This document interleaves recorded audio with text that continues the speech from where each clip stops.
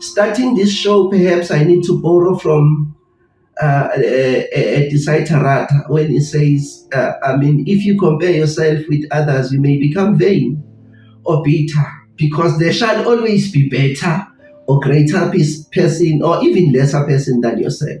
So, we are dealing with an angry and bitter nation. And we don't accept that there shall be always someone greater. Yes, we do not accept that. That's why we are bitter. That's why people are living beyond their means.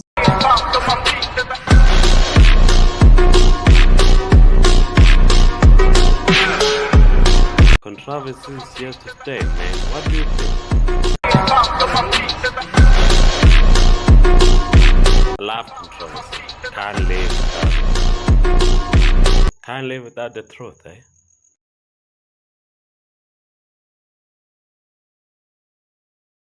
Wearing something you don't like to impress someone you don't know with the money that you don't have. That is the story of our African child today. The controversy, of course, ladies and gentlemen, where we talk about such stories that affects our community, whether directly or indirectly so. Steve, do you have this thing about abantu bazothini syndrome? Do you have those? No, but are you gonna greet me? Yes. Good day to you, sir, and I greet all the audience at home. And thank you for the latitude to be here to navigate through this important issue that is affecting the African child. The African child, indeed. We will be, of course, diving into our topic, which is competition, where we look at what is really competition and how can we use competition to our advantage. Yes. Do you have this syndrome, Steve? Let's go back to my question. I think perhaps it is important for this show to contextualize what we are talking about and factorize it. Well, since the existence of human nature, humans are creatures that are very competitive in one way or another. Whether we speak of one wanting to claim that he's from or she's from the royal blood, the issue of denominations, whereby one think his or her God is better than the other. The issue of ethnic groups, one thinking they are more privileged than others. So, during the time of even French Revolution, you'd understand before even we speak about the competition, because of the competition itself, it emanates from the classifications of things, whereby you feel where you are classified or where you belong, you do not belong there. You feel you belong somewhere. And that's where the problem starts. So as I was speaking about the French Revolution, you would understand people were classified. One, they were peasants, they were middle class, and upper class. So that's where these problems started, or that's where these problems are starting from, because of obviously one class is trying to fit into another class, and that's where the competition will arise. And starting this show, perhaps I need to borrow from a Desiderata when he says, if you compare yourself with others, you may become vain or bitter, because there shall always be better or greater person or even lesser person than yourself. So, I mean, we are dealing with an angry and bitter nation. And we don't accept that there shall be always someone greater. Yes, we do not accept that. That's why we are bitter. That's why people are living beyond their means. That's why we are competing among ourselves. But to answer your question directly, competition has never been a bad thing, like I indicated to you before. But now it's the issue of the capitalo taking the advantage of it, because of, I always say, Wuti, it is very important for people to compete. I mean, using their ideas. And like I'm saying, Wuti, it's not a new phenomenon. I mean, even during the time of our forefathers, one will be recognized in the community or in the homestead where he lives. I mean, depending on the size of his craft. Even our women will be much recognized depending on their fields. Ukuthi batshale kanjani isivuno sabo senjani. So exactly, that's not a problem. But the problem that we are dealing with living beyond our means. We are dealing with the problem whereby there is competition among ourselves, that we put pressure among ourselves to become better or even look better. So if given the opportunity, perhaps I may like to dissect it. All right. Before you dissect, yes, you say competition is a good thing. Yes. Or it should be a good thing, but it's perceived wrong from the way. Yes, it should be a good thing. So a healthy competition is me trying to better myself to fit into your standard, lifting my standard to your standard. That's basically what you say. It's exactly, that's what I'm saying. But remember, it should be characterized by your means of being able to do so. Meaning you can do that, I mean, based on what you can achieve, on what is not beyond your limit. So therefore there's nothing wrong with it, because of, again, if ever you're going to go out from those dynamics, then it will simply mean, Muguti, you are trying to achieve something that does not belong to you, or that you are not ready to achieve.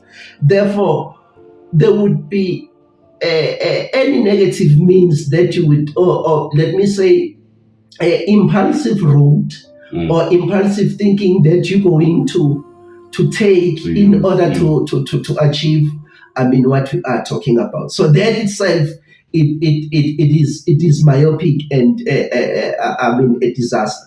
All right, maybe to clarify, who are we really in competition with? Who are we competing against? Right. That's why I was saying it is the idea of the capitalo, that you are forced to fit into a certain class.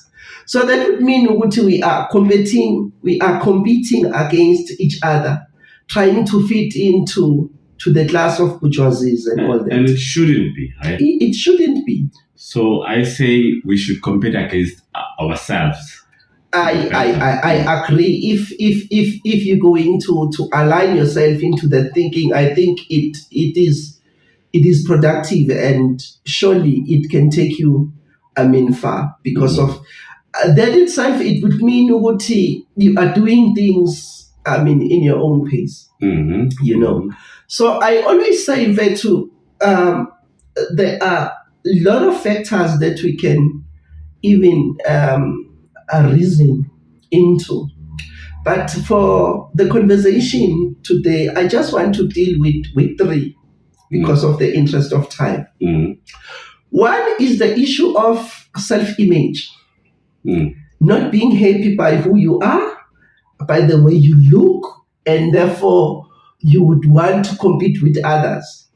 And that itself, it's a challenge because of we see, most of people wanting to have an athlete body, whereas I must say, which I don't even envy that. Ababakujima Sebe, but they want the body. Yeah, no, they don't want to practice, a healthy life. But the issue here is the issue of, they want to have an athletic body, which again, it's impossible for us. For some of us. Secondly, will be the issue of light skinning. That itself is a competition because of now you are trying to fit in to the certain society, and you want to use you are lightening your skin because of you want to be recognized. And the example of it Vethu ukuthi, in South Africa, we have what we call ISONA, which is a very important. In politics, it's very important in politics.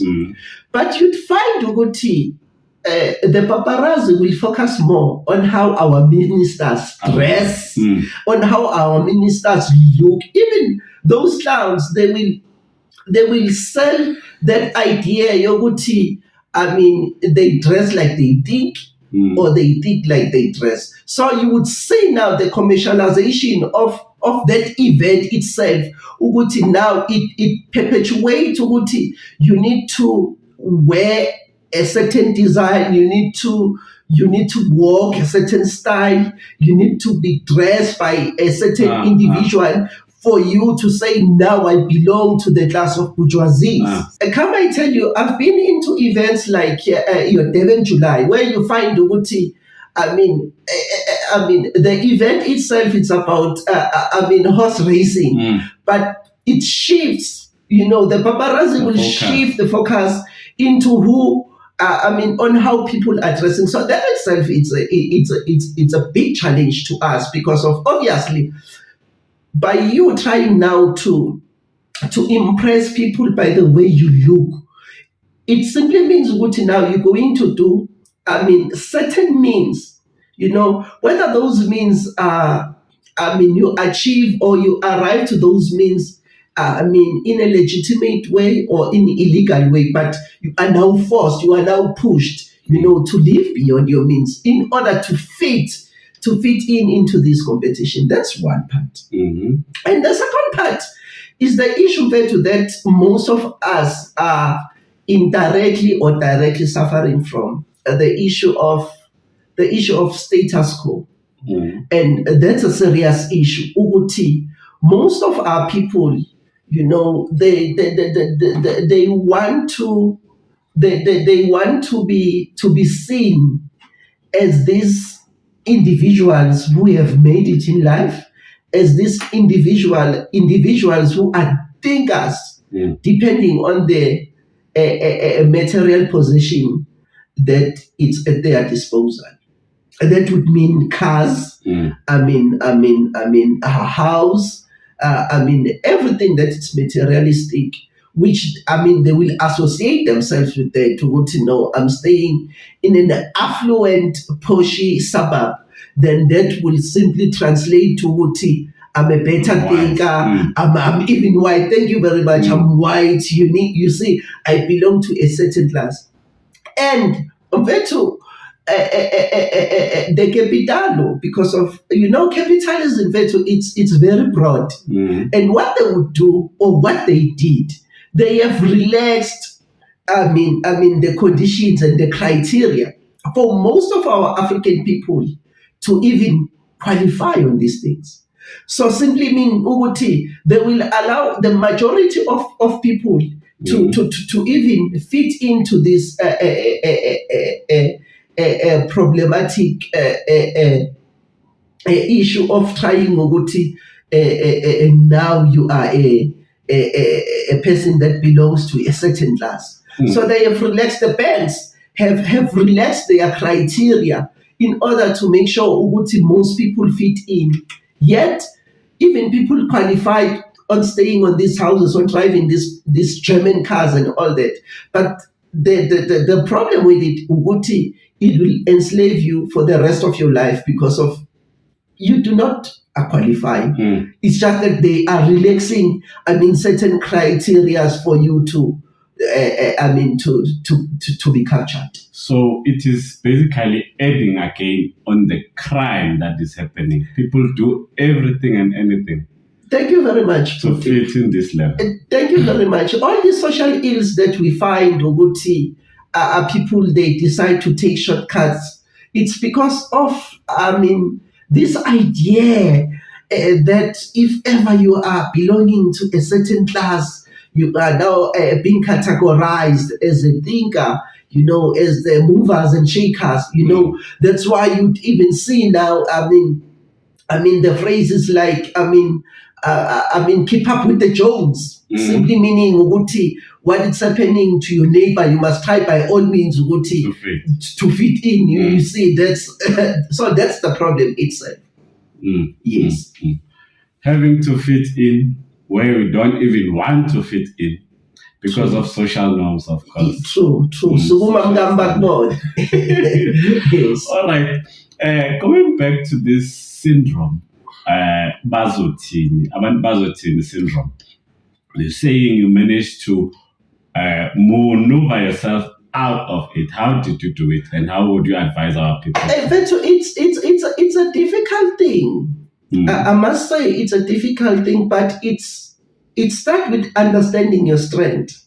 It starts by understanding what you can do and what not you can do. I always say I don't fight the losing battle. You must know your battle. Exactly. I know my strength.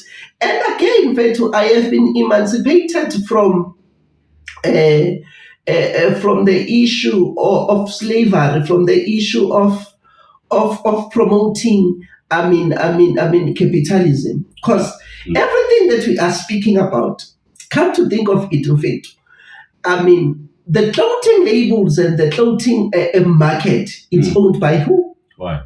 Definitely. These light-skinning products are owned by who? By whites. This posh, the hair, thank you, these poshy, what you call affluent places, these complexes that we live in are owned by white companies. Therefore, you would say, Uguti, they have found the market and they are milking it. They've explored it. They have explored it. And we can even take it further, Vetu, and say, it is so much institutionalized in a way that you'd be working for a company, right? And then you set your target. At the age of 55 years, I want to retire. But these people will sell you things that, you cannot even afford. And that would simply mean even by the time you want to retire, because of you have subscribed yourself into this notion, you want to fit into a certain class. But now you find you are tired, you can no longer work.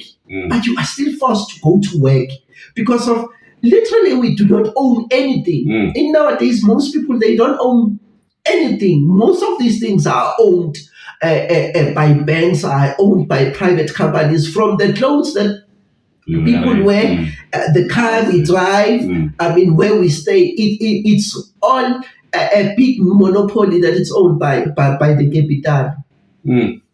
Yeah, finding ourselves in a deep end. True. Someone was saying to me a years back, he was saying, a young man from Zimbabwe or Uganda or even from Tanzania who's got nothing apart from the piece, of land, he's far better than us because of he's got an ownership of that land.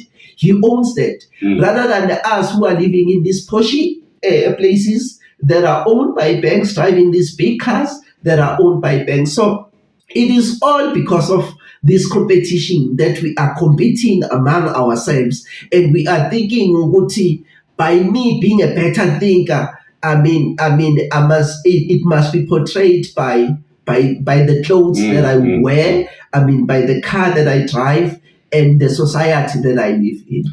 All right. Now moving to the fixing part now, which is what I'm more interested in. Our youth are getting employment or slavery every day, Yes. and we need to find out from you, what do we buy first if ever we started working? What did you buy first? Yeah, well, in my youthful days, like I said, Uguti, I've attended those events. I've I really drove cars that that in the hindsight, I would say I was young and I've made those mistakes. But now I understand better that there are certain things which are more important than others. And to answer your question directly, I always say we really do not care what you drive. What you wear. We are more concerned about where you sleep. So buying a house, definitely if that answers you, yes. All right. How do you feel about this youth now impressing others with liquor, spending big monies on liquor? Yeah, again, that's why I'm saying it is very important to keep, the African child poor. And I'm saying the government itself, like I was saying, Guti, even the big events like the Osona and all that, you'd find, Guti, these people are even perpetuating the issue of class, the issue of smoking cigars, champagne. You say that they are, our politicians are very flashy. So that itself, to even into the community now where this, youth reside.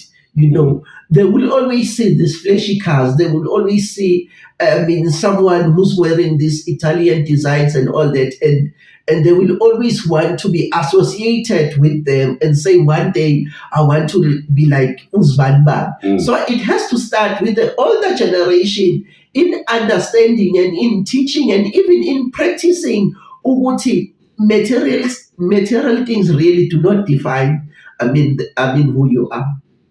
Yes. So if ever we accept that we are brands ourselves, definitely we won't be embracing other brands. Yes, understanding Uguti again, what you can achieve by starting something that belongs to you, by not really fitting to the idea of the capital, or by not fitting to the idea, you need to wear a certain shoe in order to fit in. And the problem here, or what we are dealing with, we are not really dealing with the issue of people should not wear designer clothes. But we are saying, can you afford to wear that designer clothes? Can you afford really to live? We know that you live there in those poshy, affluent places, we know. But we will start to see the cracks. Can you really afford it? Because again, I always say it now translates to a problem, and you're going to be a laughing stock whereby you are living in this poshy place, yet your kids are not attending private schools there. Into your neighborhood. They need to go to township. So that itself will say, Uguti, you have not really arrived. You are trying, but I'll gotta finish. So how then do we how then do we now know the standard if ever we are there? Because of, you can say I'm there and yet you're not there. But you know what? It's quite easy. Even to people, those who have pay slips, it is very, very easy to achieve that.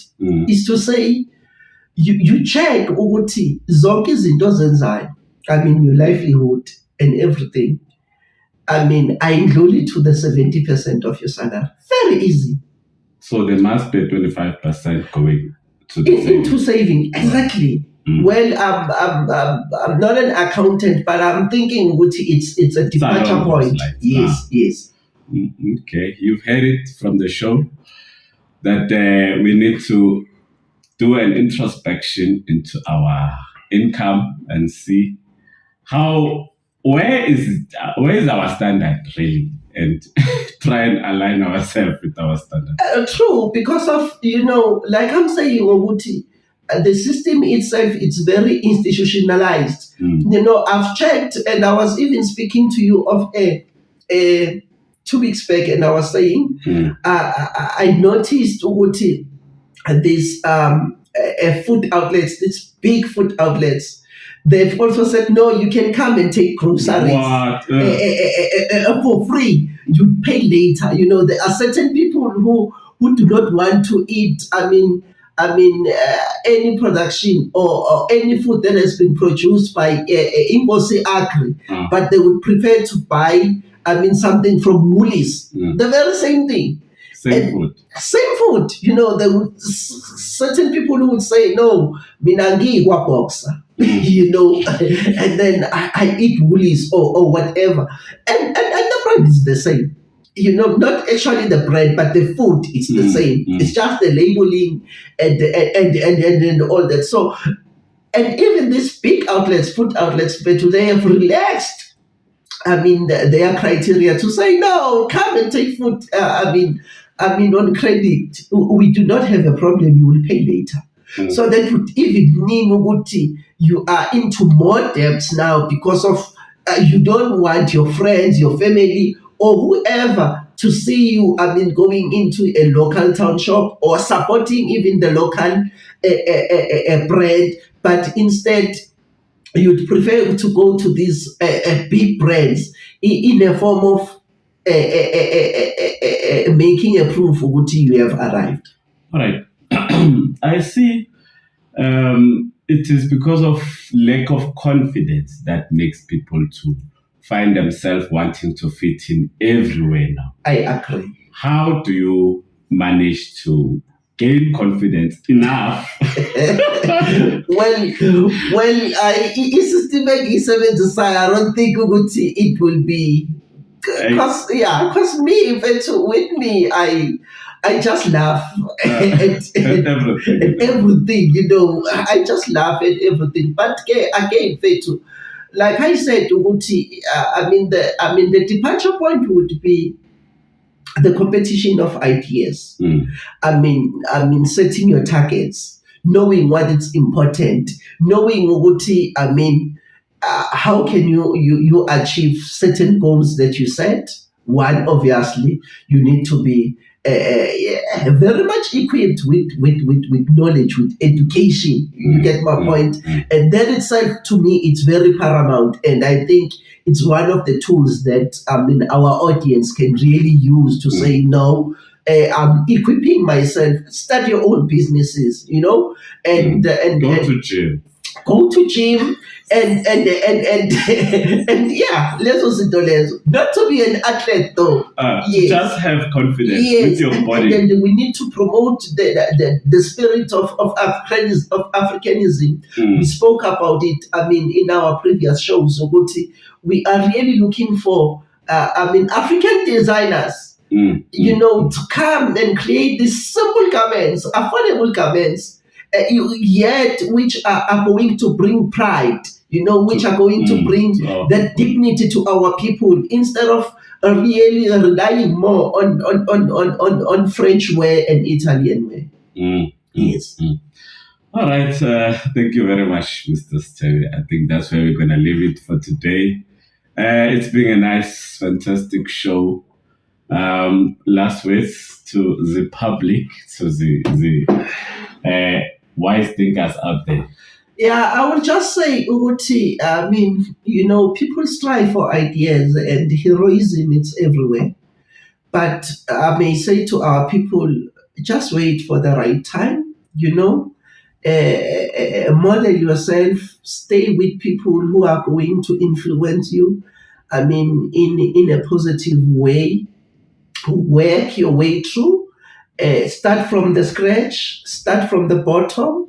Equip yourself with education, go get that degree or open that business, side hustle, whatsoever. And then after you have arrived, and I always preach to this to our people, Luguti, let them try to own things.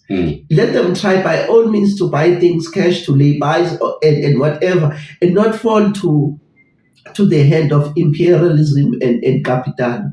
Thank you. All right. So there's no shortcuts. Yes, there's no shortcuts. I thank you. Yes. Peace, guys. We out. Can't live without the truth, eh?